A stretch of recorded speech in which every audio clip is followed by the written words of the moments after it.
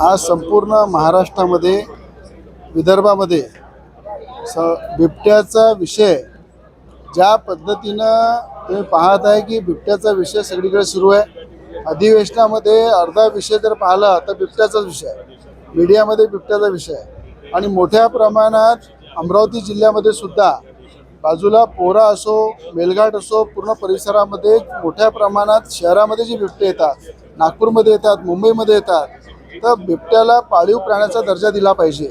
या संदर्भात मी स्वतः वन मंत्र्यांची गणेश नाईक साहेबांची आज भेट घेतली की बिबट्याला पाळीव प्राण्याचा दर्जा देण्यासाठी एक प्रस्ताव केंद्र सरकारकडे पाठवा आणि त्या ठिकाणी ज्या पद्धतीनं बाबा आमटेंनी आपल्या वनामध्ये बिबटे पोसून ठेवलेले आहे, अनेक ठिकाणी प्रायव्हेट वनामध्ये मोठ्या प्रमाणात बिबट्यांचं पालनपोषण सुरू आहे। ज्या ठिकाणी वन ताराच्या माध्यमातून अंबानी परिवाराने अनेक प्राण्यांना संरक्षण दिलेलं आहे।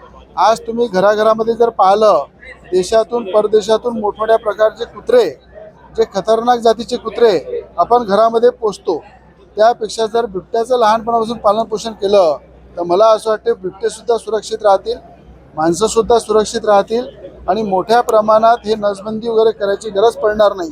अशा प्रकारचा सल्ला आणि विनंती मी वनमंत्र्याला दिलेली आहे आणि प्रत्येक जिल्ह्यामध्ये वन तारासारखं एक मोठं झू प्रत्येक जिल्ह्यामध्ये तयार केलं पाहिजे।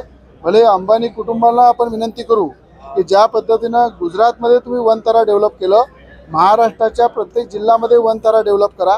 त्या ठिकाणी सगळ्या प्राण्याला सुरक्षित ठेवा, त्याला सगळं संरक्षण द्या। आणखी उद्योगपती जर देशामधले महाराष्ट्रामध्ये पुढे येतील त्यांना सरळ हाताने मान्यता द्या, परमिशन द्या आणि वन तारा हे प्रत्येक जिल्ह्यामध्ये झालं पाहिजे।